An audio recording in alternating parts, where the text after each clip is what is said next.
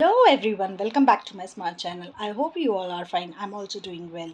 तो आज मैं वेजिटेबल रेसिपी शेयर ना करके सोच रही हूँ कि आपसे डिज़र्ट की रेसिपी शेयर करी जाए। गर्मी का सीज़न स्टार्ट हो गया, खाने के बाद हर एक का दिल करता है कि चिल्ड डिज़र्ट खाया जाए। तो डिज़र्ट बाज़ार से ना मंगवा कर कोशिश करें कि घर पर ही बनाएं। तो आज मैं बनाने वाली हूँ कस्टर्ड फालूदा वर्मीसेल डिज़र्ट, जो घर पर ही बनाऊँगी और रेसिपी आपसे शेयर कर रही हूँ। आप भी ज़रूर ट्राई करें। तो आइए स्टार्ट करते हैं। गाइस, कस्टर्ड फालूदा बनाने के लिए जो इंग्रेडिएंट्स ऑलरेडी मैंने मेंशन करे हैं, हमें ये सब चाहिए। तो मैंने कढ़ाई चढ़ा दी थी गैस पे, इसमें डाल दिया था मैंने देसी घी। देसी घी को गर्म होने देना है और फिर इसमें हमने वर्मीसेल का छोटा पैकेट डाल देना है। अगर आपकी जो वर्मीसेल है रोस्टेड है तो आपको ज़्यादा रोस्ट करने की ज़रूरत नहीं है, हल्का सा करें। लेकिन अगर आपकी वर्मीसेल रोस्टेड नहीं है तो इसको लाइट ब्राउन होने तक रोस्ट ज़रूर कर लें, नहीं तो सेमियाँ जो हैं कच्ची रह जाती है, टेस्ट अच्छा नहीं आता।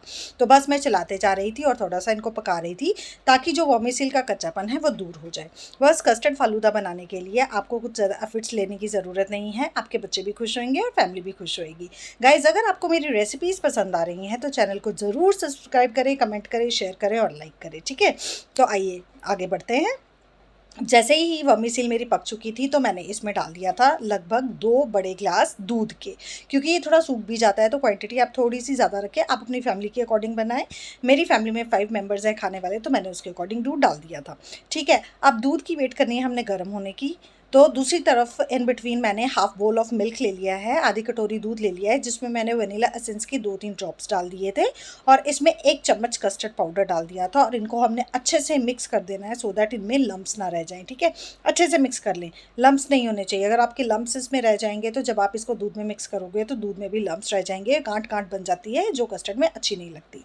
अच्छे से इसको मिक्स करें। उप्स, मेरा थोड़ा सा दूध गिर गया था, कोई बात नहीं, चलिए हो जाता है समटाइम्स। अब हमने उसका जो मिक्सचर है रेडी कर लिया था, दूसरी तरफ दूध गर्म हो गया था। तो फिर भी वेट करेंगे कि इसमें बॉयल आ जाए हल्का सा।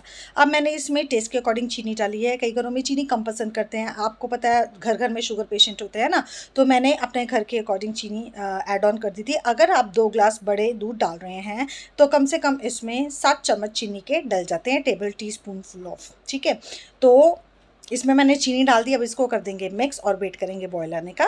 इन बिटवीन मैंने क्या करा, बेसिल सीड्स थे मेरे पास, मैंने उनको सोक कर दिया था पानी में। ये झट से जैसे आप पानी में डालते हैं ना, थोड़ी देर के बाद ही ये देखिए फूलने भी शुरू हो गए थे। बस ये सोक कर लेते हैं पानी को अपने अंदर। ये बेसिकली फालूदा सीड्स होते हैं जो फालूदा में डलते हैं। ठीक है, अब मैंने देखा कि दूध में बॉयल भी आ गया है, मेरी वर्मीसेल जो है वो भी बॉयल हो रही है। तो जो मैंने कस्टर्ड का मिक्सचर रेडी करके रखा था वो बीच में ऐड ऑन कर दिया। अब इसको हमने कंटिन्यूसली स्टर करते रहना है ताकि जो कस्टर्ड पाउडर है वो अच्छे से अपना फ्लेवर दूध में दे दे और अच्छे से मिक्स हो जाए। इनको बॉईल करते रहना है हमने। इसको तब तक बॉईल करना है जब तक कंसिस्टेंसी जो है थिक नहीं हो जाती और दूध जो है हमारा थोड़ी सी क्वांटिटी कम नहीं हो जाता। ठीक है, 1/4 क्वांटिटी इसकी कम होनी चाहिए दूध की बॉइलिंग के बाद, तब आप गैस फ्लेम बंद कर सकते हैं। मैं चला रही थी, देख रही थी, कंसिस्टेंसी थिक होनी शुरू हो गई थी। बार बार मैं बीच में से चेक कर रही थी। इन बिटवीन आप ज़रूर इसको चलाते जाए और चेक करते जाएँ। नहीं, अगर आपका दूध लग जाएगा तो वो गंदा वाला टेस्ट देता है ना, तो कोशिश करें कि पास खड़े होकर ही चीज़ें बनाया करें।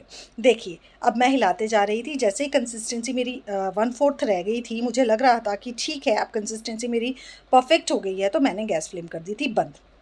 और हमने वेट करनी है इसके ठंडा होने की, क्योंकि ठंडा होकर ही हम इसे या तो रेफ्रिजरेटर में रखेंगे या फिर इसको फ्रीज़र में रखेंगे। अगर आपको टाइम गैप कम है, इवनिंग में बना रहे हैं, रात को खानी है, तो आप फ्रीज़र में रख दें इसको ठंडा होने के लिए। अगर आप मॉर्निंग में ही प्रिपरेशन कर रहे हैं, रात को खानी है, तो फिर आप रेफ्रिजरेटर में भी रख सकते हैं। इसको बिल्कुल चिल्ड करना है हमने। अब देखिए कंसिस्टेंसी मेरी थिक हो चुकी है। मैंने सारा एक कंटेनर में शिफ्ट कर लिया था, उसको कवर करके मैंने डाल दिया था फ्रीज़र में, क्योंकि मैं शाम को बना रही थी, रात को मुझे खानी थी। फ्रीज़र में मैंने इसको ठंडा होने के लिए रख दिया था, बिल्कुल चिल्ड होने के लिए रख दिया था। तकरीबन मैंने 2-3 घंटे इसको रखा था। 2-3 घंटे में ये नहीं जमती है। ठीक है, इन बिटवीन मैंने इनकी जो भी इंग्रेडिएंट्स मुझे और चाहिए थे उसकी प्रिपरेशन कर ली थी। इसमें आप किसी भी तरह का फ्रूट ऐड कर सकते हैं। मैंने ले लिए थे कुछ कैजू और मैंने ले लिए थे बादाम। इनको मैंने बिल्कुल बारीक क्रश कर लिया था। हाफ मैंगो था मेरे पास पड़ा हुआ, एक पोमेग्रेनेट था और एक बनाना था। आप जो भी फ्रूट ऐड करना चाहते हैं वो कर सकते हैं, कंपल्सन नहीं है कि आपको 3 ये फ्रूट ही चाहिए। ठीक है, अब मैंने इन फ्रूट्स को बारीक बारीक चॉप कर लिया था। उधर मेरे सीड्स भी रेडी थे, ड्राई फ्रूट भी मैंने बिल्कुल क्रश कर लिया था, और ये जो वम्बीसील का कस्टर्ड था मैंने फ्रीजर में से निकाल के बाहर रख दिया था। ठीक है, तो आइए स्टार्ट करते हैं इसको मिक्स करना। जैसे जैसे आप एक एक चीज़ की लेयर लेंगे ना, वैसे वैसे आपको कस्टर्ड की लेयर भी डालते जाना है, इससे फ्लेवर बहुत अच्छा आता है। मेरे पास मैंगो बारीक चॉप्ड था, पोमेग्रेनेट था मेरे पास, बेसिल सीड्स थे मेरे पास, ड्राई फ्रूट क्रश्ड था, और एक बनाना मैंने कट कर लिया था स्मॉल पीसीज में। अब मैंने 2 बोल ले लिए थे जिसमें मुझे अपनी पुडिंग रेडी करनी थी। आइए सर्व करते हैं। ठीक है, सबसे पहले मैंने क्या करा, बेसिल सीड्स डाले हैं बोल्स में। एक एक चम्मच भर के आप बेसिल सीड डाल सकते हैं। बड़ी केयरफुली एक एक बेसिल चम्मच जो है बेसिल सीड आप डाल दें। बस लेयर बाय लेयर आपको इसको प्रिपेयर करते जाना है, ये बहुत अच्छा लगता है। जब आप खाएंगे तो तब आप इसको मिक्स कर सकते हैं। ठीक है, तो सबसे पहले मैंने दोनों बोल्स में क्या करें, बेसिल सीड्स डाल दिए। इसको सब्जा भी बोलते हैं। गाइस ध्यान रहिए, चिया सीड्स और जो बेसिल सीड्स है वो डिफरेंट होते हैं, सेम नहीं होते। लोग क्या करते हैं, लोगों को ये गलती लगती है कि जो चिया सीड्स हैं वही बेसिल सीड्स हैं। नहीं, ऐसा नहीं है। बेसिल सीड्स अलग होते हैं, चिया सीड्स अलग होते हैं। अब बेसिल सीड्स की लेयर डालने के बाद मैंने इस पर फालूदा की एक एक लेयर डाल दी थी। कस्टर्ड में जो मैंने वम्बीसील बना के रखी हुई है ना, उसकी एक एक लेयर डाल दी थी। ठीक है, तो इस लेयर के बाद हमने जो जो ऐड ऑन करना चाहते हैं आप, जैसे मैंने फ्रूट्स कट करे थे उसकी मैंने लेयर करनी शुरू कर दी। जैसे मैंने बनाना के पीसेस डालने शुरू कर दिए।